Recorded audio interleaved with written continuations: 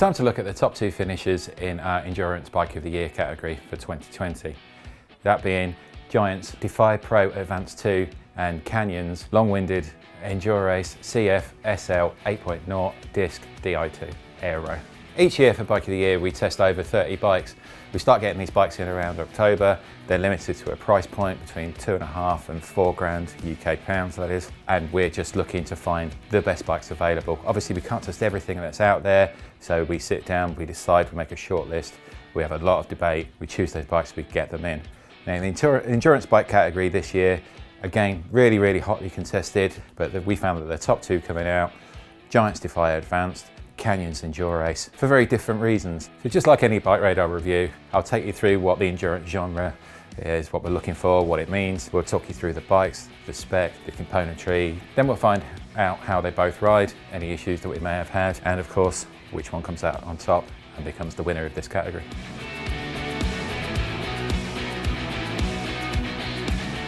So this is the endurance bike category, but what defines an endurance bike? Well, in our minds, it has to be a nice light bike that's capable of being ridden all day. You want a position that is slightly more upright, slightly shorter than an out-and-out race bike.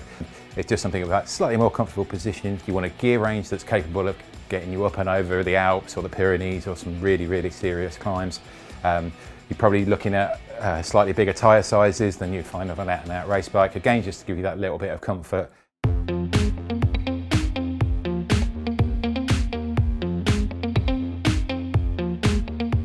First, you've got Canyon's Endurace CF SL 8.0 Disc Di2 Aero. Now, from now on, I'm just going to call it the Endurace because that's just too much of a mouthful for any bike name. When you look at the frame set of this bike, you know, Canyon do describe this as their kind of sports performance.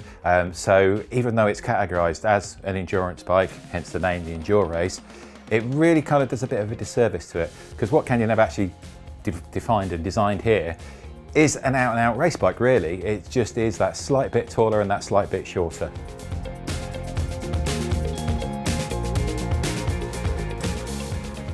So what am I describing here with the Canyon Endurace frame? Well, if we're taking the bike that I tested, which is the large, the stack height on it is about 604mm and the reach is 398mm. Compare that to like your classic sporty bike like a Trek Domani, and in fact this Canyon is about 10mm lower and it's that little bit longer as well. So it is really at the sports end of sportive. And of course, this being Canyon, you're getting bags and bags of value for money in here. Canyon over recent years have adopted using a lot of their own technology, a lot of their own design work going into components. So up front, this has got a Canyon one-piece cockpit. And on this bike, it's the H31 unit. Now this does a better job. It's got a little bit more of that all-important damping for when you're riding on, you know, really coarse road surfaces. So that vibration doesn't get all the way through into your hands. But that also comes down to some of the spec choices that have gone onto this Canyon too. The wheels are really high grade for a bike at this price. They're the Reynolds AR41. It's not often you see Reynolds as the original equipment on bikes, but it's a really worthy addition here. Now the AR is Reynolds' second tier wheel set level. The AR41 rims are actually really good. They're thoroughly modern. They've got that blunted aero shape and they're super broad. The internal dimension is 21mm, which is a really good fit for the 28mm tyres that are fitted on this Canyon. They've gone for Continental's new GP5000. Sadly, it's not the tubeless version, even though these wheels are tubeless compatible, but we can live with that. This is one of the best clinchers around. And thankfully it's in a 28mm guise. Now 28mm tyre sitting on these wide 21mm rims, that pushes it up closer to 30. And the amount of comfort that adds to this bike is really welcome. When it's all paired with things like the VCLS seat post that comes as standard on this bike, this Endurace is by far the most comfortable example that they've done yet.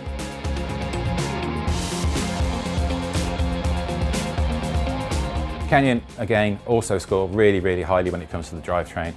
Here we get Ultegra, pretty much like every other bike that's been in this test, but on the Canyon, it's actually the Di2 version. Now the step up from a standard mechanical to the Di2 thing is really worth it in my eyes. You know, you just get this consistent, accurate shifting, and the gear range that they've selected here is really good. It's perfect stuff for big sporties. It's perfect stuff for the huge long days out, and that's because they've paired a 50-34 up front with an 11-34 out the back. That just gives you a super wide spread, including that all-important 34-34. A one-to-one gear is going to get you up the steepest climbs, and it's really welcome on a bike that's designed to do what the Endurace is designed to do.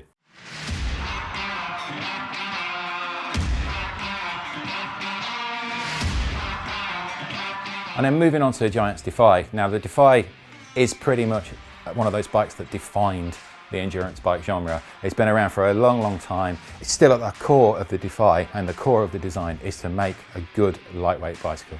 Now that has been carried over throughout the history of the Defy, and on this latest version they've extended that beyond the frame and fork. It's now moved into the dedicated seat post and the all-important bar and stem setup, which is designed to work perfectly in conjunction with everything else on this bike. In fact, what Giant have done here is they've pretty much given you every single component on the bike. Everything has been designed to work together, and everything is designed around making this Defy one of the best endurance bikes out there. Now the key component on the Defy that pretty much sets the stall out for this whole bike is its D-shaped seat post. Now D-shaped seat posts you've seen on pretty much every new bike out there, but it's something that Giant came up with quite a few years back now on their TCX cross bike.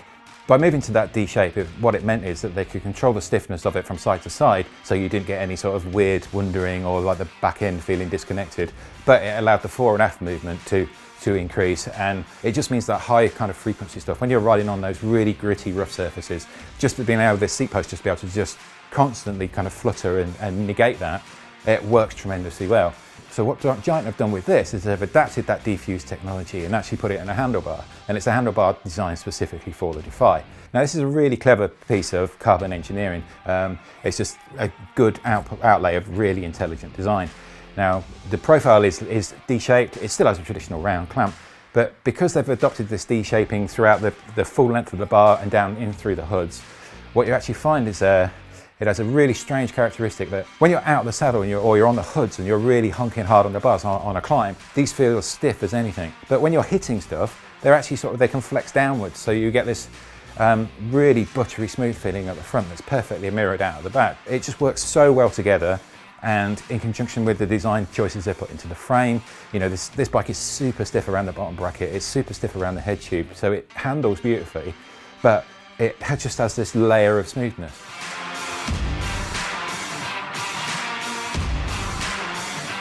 So they've compounded on this level of smoothness by introducing their own new tyre. It's called the Gavia Fondo.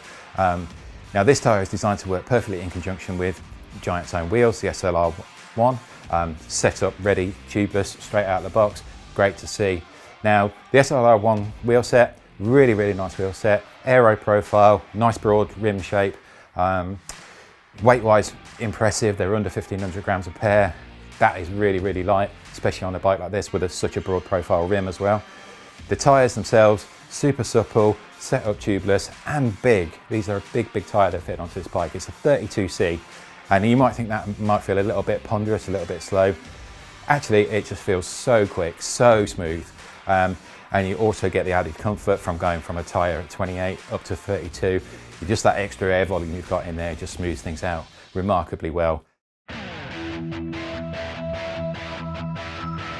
So ride-wise, even though these bikes are pretty much in the same genre, they're pretty much aimed at the same rider as it were, they are pretty different. First, if we take the Canyon, its frame angles pretty steep, 73, 73 and a half for head and seat respectively. The wheelbase is still kept quite short, so it's actually quite an agile, quite a nimble bike. It almost feels more race bike than endurance bike. The only thing that doesn't completely set it as a race bike is that slightly shorter, slightly more upright riding position. But it does make the Canyon an incredible amount of fun to ride. It's really nimble feeling.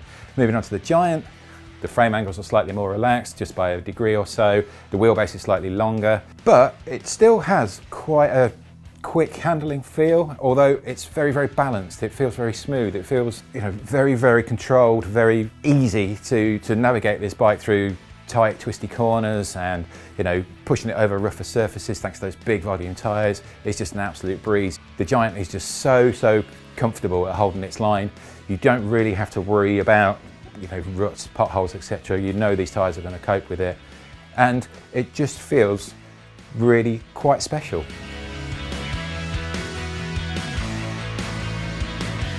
My only real small niggle with the Defy is the saddle, and saddles are such a personal choice. I just find the Contact SL saddle they've fitted here seems a little bit at odds with the rest of the bike. It feels a bit more racy, you know, something like a Physics Alianti put onto the Defy would just be, you know, the icing on the cake. It'd make the perfect package.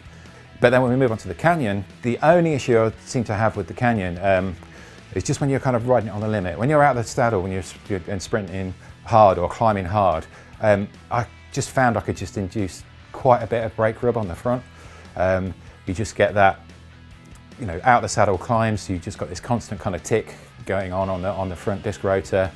Not sure if this is a combination of flexing the wheel or some sort of twisting going on with the fork, but just less than ideal for a bike that's so perfect at pretty much everything it does. It's just this one little irritant.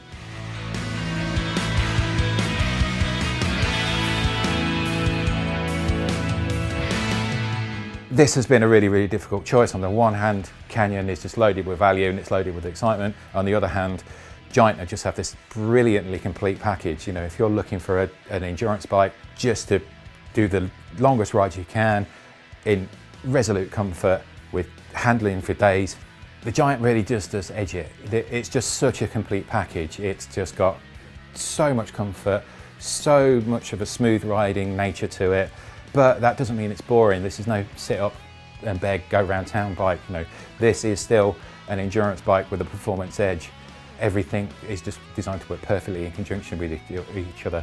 And at the moment, this really is the endurance bike to beat. And that means that the Giant Defy Pro Advance 2 is our endurance bike of the year, and it still remains the endurance bike to beat. But what do you want from an endurance bike? Please let us know in the comments below.